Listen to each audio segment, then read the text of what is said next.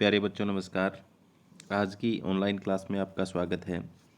प्यारे बच्चों, आज हम कक्षा 10वीं विज्ञान विषय में बोर्ड का एक सैंपल पेपर लेकर के आए हैं। जो बच्चे चैनल पर नए हैं, जिन बच्चों ने अभी तक चैनल को सब्सक्राइब नहीं किया, सब्सक्राइब कर लें, लाइक कर दें और शेयर कर दें। तो प्यारे बच्चों, इस सैंपल पेपर में जो प्रश्न आपको दिए गए हैं वो बहुत ही महत्वपूर्ण है, इम्पोर्टेंट है। आप उनकी अच्छे से तैयारी करें ताकि बोर्ड की परीक्षा में आप अच्छे नंबर लाने में कामयाब हों। तो शुरू करते हैं हम। आज का जो हमारा सैंपल पेपर है उसमें पार्ट 1 जो है उसमें जो 9 प्रश्न आएंगे बड़े, वो देखते हैं। तो प्यारे बच्चों, आपका जो पेपर रहेगा आपको पता है कितने घंटे का रहेगा? 2.5 घंटे का रहेगा, जिसमें पहला पार्ट जो होगा वो 30 नंबर का होगा और दूसरा पार्ट भी 30 नंबर का होगा। और देख लो, पहला जो पार्ट होगा वो 1.5 घंटे का होगा और दूसरा जो पार्ट होगा जिसमें सारे ऑब्जेक्टिव टाइप क्वेश्चन होंगे वो 1 घंटे का होगा। ठीक है, वो 1 घंटे का होगा। तो आपको उस हिसाब से ही पेपर को हल करना है। तो पहले आपको बड़े प्रश्न हल करने हैं। तो जो मैं आज लेकर के आया हूँ बड़े प्रश्न, वो हो सकता है आपको बोर्ड के पेपर में हूबहू देखने को मिल जाए, यानी बहुत ही महत्वपूर्ण प्रश्न हैं। तो देख सकते हैं आप,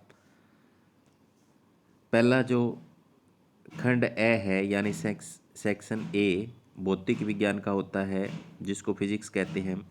तो पहला प्रश्न है, विद्युत टोस्टर तथा विद्युत इस्त्रियों के तापन अवयव शुद्ध धातु के न बनाकर किसी मिश्र धातु के क्यों बनाए जाते हैं? तो ये 2 नंबर का प्रश्न है। इसी तरीके से आपको खंड ए में 2 नंबर का प्रश्न मिलेगा। ठीक है, ये प्रश्न बहुत इंपॉर्टेंट है। विद्युत टोस्टरों तथा विद्युत इस्त्रियों के तापन अवयव शुद्ध धातु के न बनाकर किसी मिश्र धातु के क्यों बनाए जाते हैं? तो आप इसको अपनी कॉपी में नोट करेंगे, लिखेंगे, याद करेंगे। ठीक है, आगे है प्रश्न नंबर 2 है, हम उत हम वाहनों में उत्तल दर्पण को पश्चर्या दर्पण के रूप में वरीयता क्यों देते हैं? ये 3 नंबर का है, इंपॉर्टेंट है, याद करेंगे।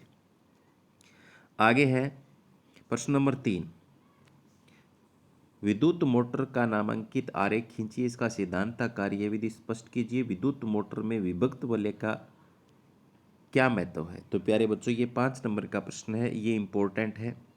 ये आपको देखने को मिलेगा ही मिलेगा, क्योंकि बहुत इंपॉर्टेंट, इस पाठ में से 5 नंबर का प्रश्न पूछा जाएगा और ये जरूर बनता है 5 नंबर का प्रश्न। तो आप उसको अच्छी तरीके से याद कर लें। ये किस तरीके से पूछा जाएगा वो आप देख सकते हैं। आगे इसका अथवा भी होगा। अथवा में 2 पार्ट बना करके भी 5 नंबर का बनाया जा सकता है। जैसे पहला बनाया हुआ है ए यानी ए, चुंबकीय क्षेत्र रेखाओं की गुणों की सूची बनाइए, और ये 3 नंबर का होगा पार्ट। दूसरा है, चुंबकीय क्षेत्र रेखाएं एक दूसरे को प्रतिच्छेद क्यों नहीं करती? ये भी इंपॉर्टेंट है।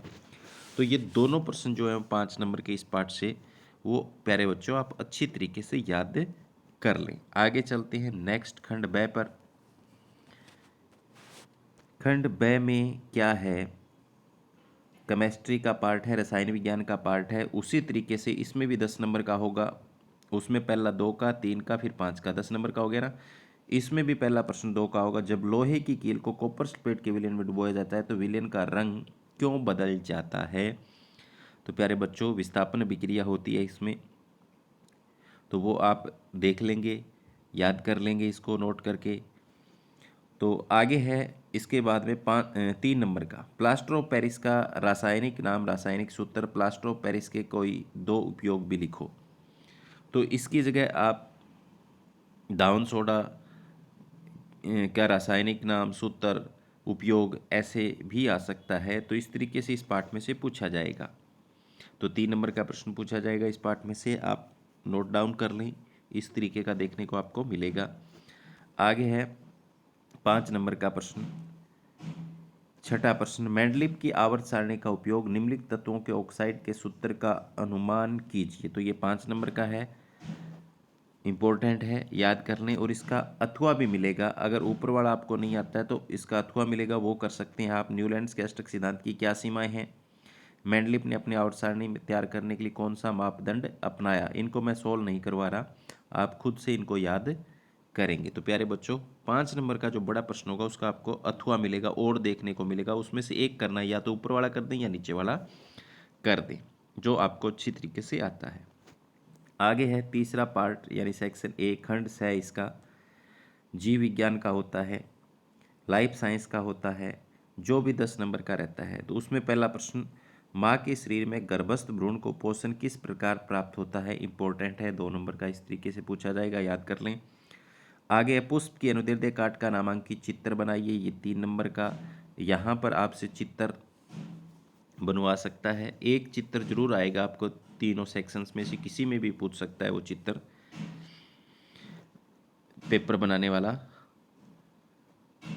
जो एग्जामिनर होगा।